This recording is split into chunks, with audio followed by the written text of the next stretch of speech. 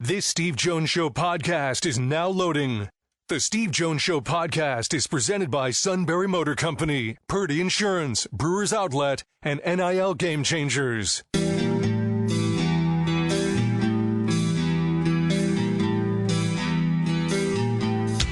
Bringing you an in-depth look at Penn State sports and more. This is the Steve Jones Show on News Radio 1070 WKOK.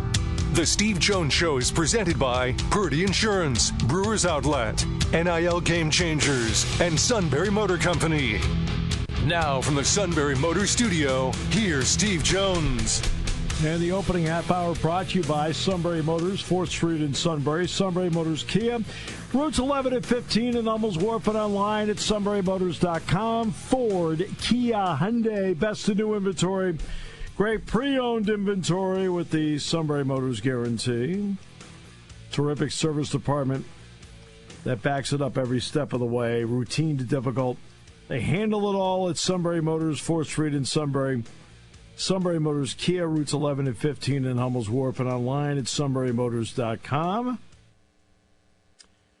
And the trade deadline is on the horizon, so we will talk with Bob Nightengale of USA Today.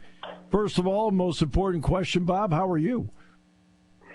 Yeah, doing good. Just got back from Cooperstown last night from the ceremony. So, yeah, and the All-Star last week, so it was a crazy, fun but crazy week.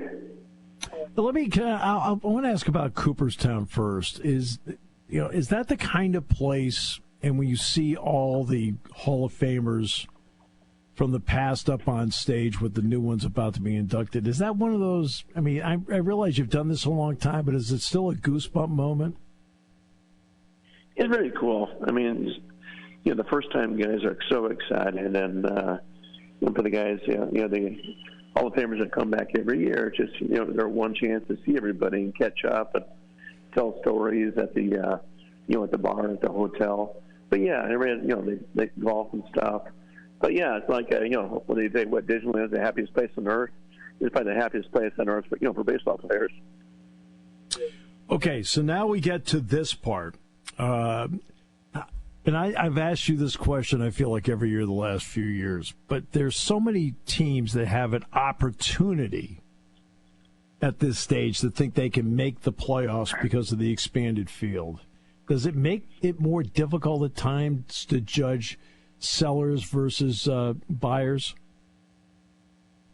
This one, probably, this one, I think there might be fewer sellers than ever. I don't remember this many teams. Of course, expand the wild cards, but this many teams in the race. You only have like 5 teams that are completely out of it.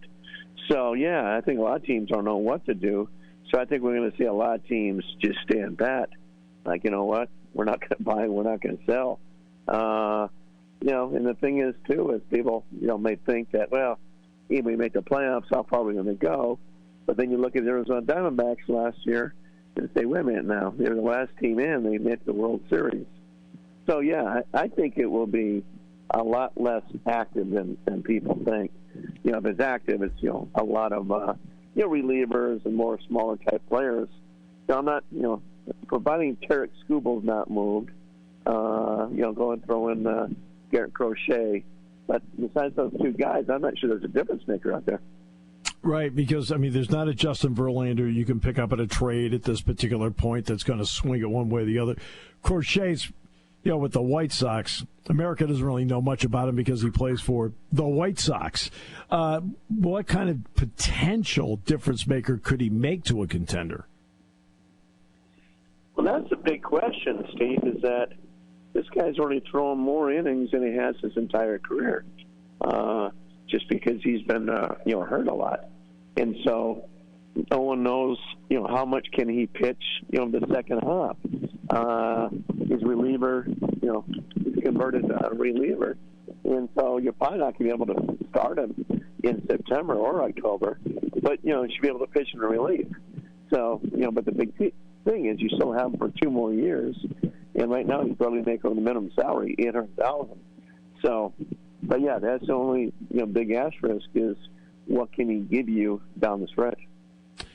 the Cubs are in an interesting spot. They're in the neighborhood of the playoffs. Not in, but they're in the neighborhood of it.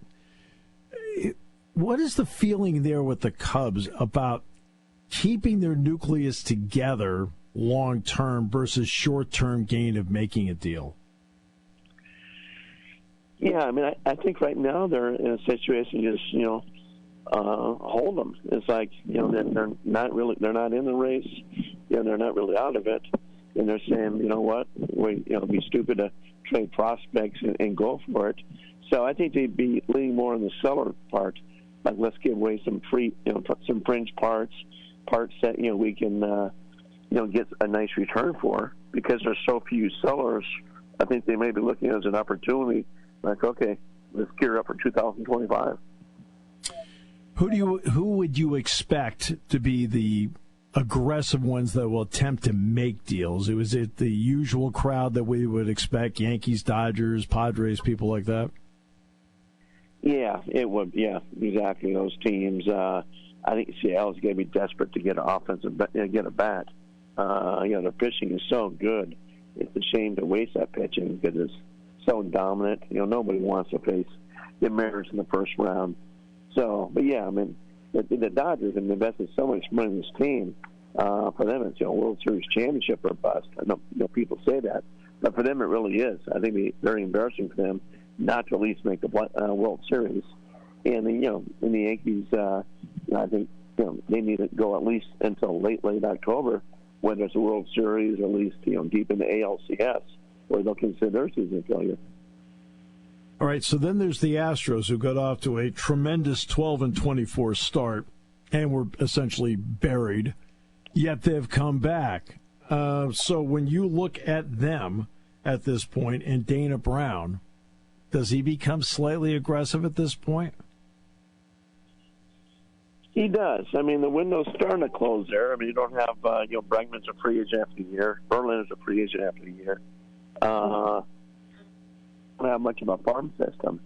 So I think they'll be, not real aggressive, but semi-aggressive. It's amazing what they've done with all the pitching injuries. And, still be, tied for first place, right there. It's amazing. So I think they'll do everything possible just because this team is used to, winning in October. And, but this will be 7 straight, ALCS appearances. I looked up underachieving in the dictionary, and the Toronto Blue Jays team picture came up. So when you look at them, and look, they've got talent, but how active do you expect them to be on the selling part of this, and how active are people going to be in terms of making phone calls to Toronto? Well, there'll be a lot of phone calls to Toronto, particularly for Kikuchi, who's available. We'll see about Bassett. They got, Jansen, the catcher. So, George Springer. So, no, I think teams will be very aggressive with them. I don't think they want to, give away their future. I think they still want to go for it in 2025. Last year, Bichette. Last year, Vlad Guerrero. Yeah, they have achieved. They haven't won a playoff game since Alex Santopoulos left with Atlanta in 2015. So you got to think there's going to be some firings after the season. Right. No question about that. It just seems like they're on that pathway. Unfortunately for them, because, it sounds like they're not untalented. They are. Cleveland has been a great story from day one. If they make any changes, would they be subtle ones based on the nucleus they already have? It would be. And they could use some outfield help for sure. Their starting pitching has been a struggle. They would like to do that. But I can't see them, going all in, trading away some top prospects and going for it. In their mind, they're going to say, are we really going to beat out the Yankees? Are we going to beat out, Baltimore Orioles? That sort of thing. People around here, of course, will ask about the Phillies, who have had, obviously, a tremendous season to this point. Dave Dombrowski's usually pretty savvy around this time of the year. What do you expect from them?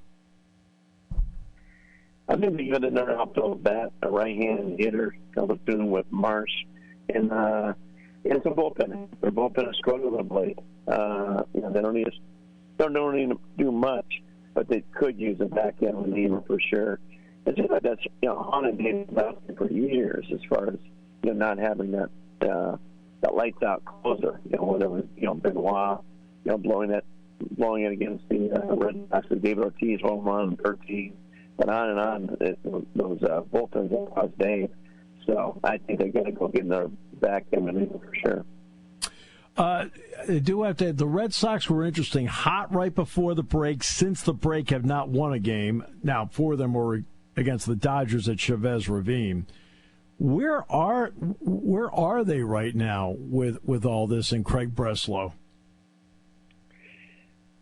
I don't think they're going to buy. I think they'll either mildly sell or stay pat. I don't think they thought they'd be in position to be in final position. I don't think realistically they think they would go to the World Series. If they want to keep Alex Cora, he's really one thing possible. To let him know they're in to win, but I don't see him being aggressive at all. I think they'll could even make some moves there to for the future. Whether it's dealing Jansen or something like that, and say what. Bear with us. We're going to try to be a very good team and open the window up beginning in 2025. Yeah, and that's interesting. I have to ask you, Tampa Bay made a big step forward with the package to stay in St. Petersburg. I believe it still has to go to a referendum, I believe. I guess somewhere, I want to say tomorrow night. But they could have the first big steps. I think the second one will happen, which will approve that $6.5 billion project. So if the A's are settled on Las Vegas and Tampa Bay is settled on a new ballpark in St. Petersburg, does that now open the door to expansion based on what Rob Manfred outlined a couple of years ago? Well, it does, but I don't think the timetable has changed at all. I still think you're thinking 2029 at the earliest, more likely 2030. And the two cities continue to be, Nashville and Salt Lake City. Salt Lake City's interesting. I mean, they just got a hockey team to go with the basketball team. At Nashville, we know they're about as organized as you can be. And at one point, Dave Dombrowski was part of that organization. What's made Salt Lake City emerge in your mind? I think they have a big-time ownership group. I want to say involves the owner of the Utah Jazz, the Miller family. And just the money's in place. They think they can build a stadium. The hunger's there. They don't think they'd have to go too many loopholes to get what they want. And of course, it'd be nice to have a team, out west if you're going to have a team, in the Central Time Zone. Baseball would love to go to back to Montreal, but just nobody has stepped forward, and I don't think they have any confidence at all they can get a stadium. So particularly with what Oakland's gone through, Tampa, Miami, you better have everything in place and not take any chances. In your opinion, Bob, what kind of season has this been for baseball? Has this been a good season, an excellent season, an okay season? What kind of season to this point do you think it's been? I think it's been a good season. I know attendance is up, TV ratings is up, a lot of young talent, and I think with all these teams in the race, it helps. I'm sure they're hoping it stays through till September, so you get some nice September crowds. But there's nothing been historic about it. Obviously, Ohtani's having their fabulous year, Judge is having their great year. They haven't had. They've had some controversies, obviously, with the gambling scandal and that sort of thing.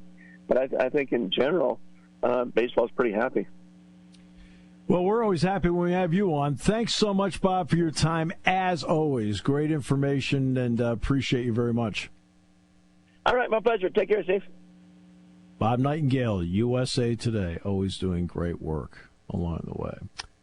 Still to come on the show, Neil Coulon will get his expert analysis, and then we'll get analysis from Matt Catrillo. What?